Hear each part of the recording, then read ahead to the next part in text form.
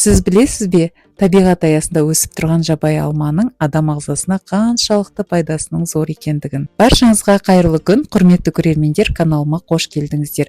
Мінекей бүгін табиғат аясында өсіп тұрған құрамы С витаминіне және де өзге де дәрумендерге, антиоксиданттарға, микроэлементтерге толы жабайы алманы теріп алып, одан компот басатын боламыз. Ал оның емдік қасиеті өте көп. Мысалы, көптеген ауруларға қарсы асқазан ішек жолдары, подагра, ревматизм, анемия және тағы көптеген ауруларға қарсы көмектеседі. Және мысалы көктемде гүлдерін оның кептіріп, жапырақтарын кептіріп алып, шай ішіп, жаңа бүйрегінде тасы бар адамдарға өте мықты көмектеседі. Жабайы алманы терген кезде оның дәмін көріп барып теріп аламыз.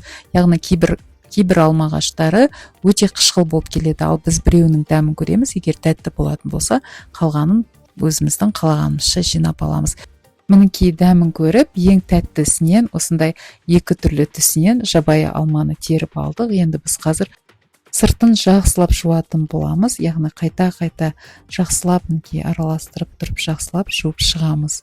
Бірнеше рет қайтара жақсылап сыртын жуып болғаннан кейін, енді алдын ала жақсылап жуып қойған, стерильдеп қойған банкаларымызға қазір сорғытырып алып салатын боламыз. Менде енді түсі жағынан екі түрлі болғандықтан, біреу сары, біреу қызыл, араластырып, әдемі болу үшін араластырып тұрып, жаңағыдай салатын боламыз банкамызға.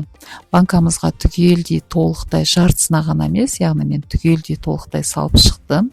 Егер компот жасағыларыңыз келмесе, жабайы алманы теріп алып, оны турап, бұдан кейін кептіріп алып, кәдімгі кейін көптеген ауруларға отвар ретінде де қолданып ішсеңіздер болады. Рецептісімен бірден бөлісе кетейін. Ұсақтап туралған кептірілген алманың, яғни ұсақталған алманың бір ас қасығын алып, оның үстіне бір стакан су құямыз да, бәсеңдетілген отта 1 сағаттай қайнатамыз.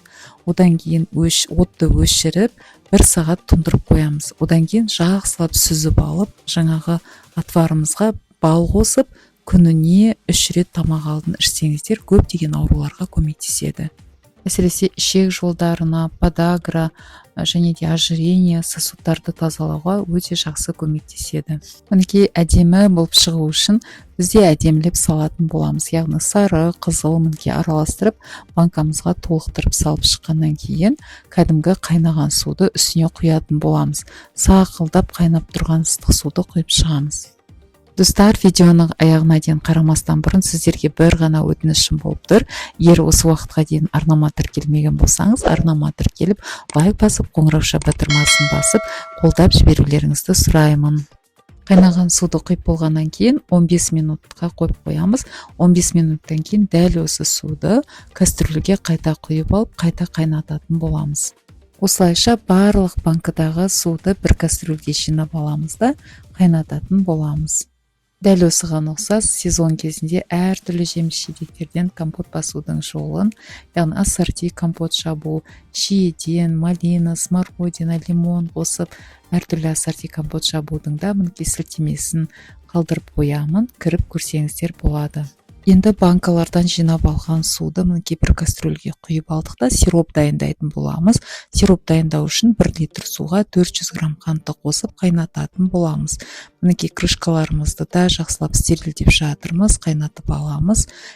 Сиропымыз дайын, енді банкаларға қайтадан құйып шығамыз. Достар, табиғатта теп-тегін өсіп тұрған осындай емдік қасиеті зор жабайы алманы теріп алып, ұсақтап турап, кептіріп, немесе джем, варенье жасап, компот жасап алсаңыздар болады. Себебі денсаулыққа пайдасы өте зор. Ал енді сиропымызды құйып болғаннан кейін, стерильдеп қойған крышкамызбен бірден аузын жауып тастаймыз. Мінекей жапқан банкаларымыз өте әдемі көріну үшін крышканың суретінде алмаға сай қылып таңдап алдым. Кейбір банкаларды брандалы крышкамен, ал кейбір банкаларды кілтпен жабатын боламын. Кілтпен жабылатын банкалардың аузына да осындай алманың суреті бар крышкаларды тауып алып, жауып жатырмын. Енді қараңыздар, кілтпен қолданған кезде ең біріншіден крышкамызбен жауып аламыз. Одан кейін кілтті орнатып, сағат тілімен до конца бұрап шығамыз. Өзі тірелгенше мінекей тірелді. Енді кері қарай бұрайтын боламыз. Қайтадан сағат тіліне қарсы до конца аяғына дейін апарамыз.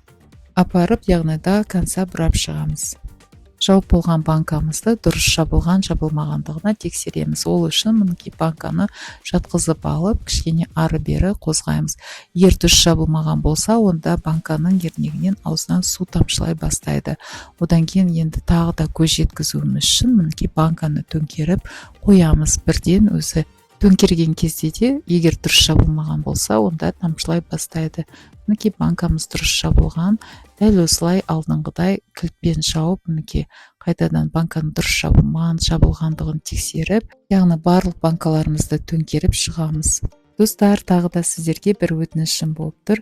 Егер осы уақытқа дейін арнама тіркелмеген болсаңыз, әртүрлі пайдалы, денсаулыққа пайдалы емдік рецепттерді, мерекелік рецепттерді жіберіп алмас үшін арнама тіркеле кетуді ұмытпаңыздар.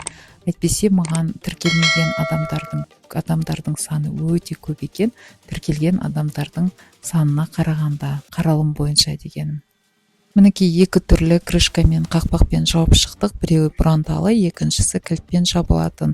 Енді мінекей қоймаға апарардың алдында тағы да 1-2 тәулікке осылай тағы да дұрыс жабылғандығын тексеріп, мінекей барлығын төңкеріп қоямыз. Егер дұрыс жабылмаған болса, қазір дәл осы аузынан су тамшылып тұрушы еді. Банкаларымызды түгел төңкеріп қойдық. Енді үстін жылы одеяломен немесе көрпемен жабатын боламыз. 1-2 тәуліктен кейін мінекей компотымыз дайын болды.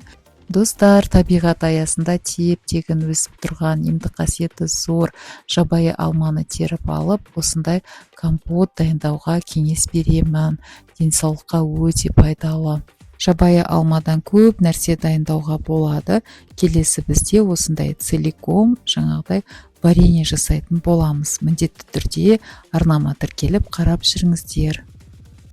Достар, видео пайдалы болса, видео ұнаса, арнама тіркелмеген болсаңыз, арнама тіркеліп, лайк басып, қоңырау батырмасын басып, қазақ тіліндегі арналардың өсуіне өз үлесіңізді қосып жіберіңіз. Сіздермен бірге болған мен Марал Есенова. Кездескенше сау саламат болыңыздар.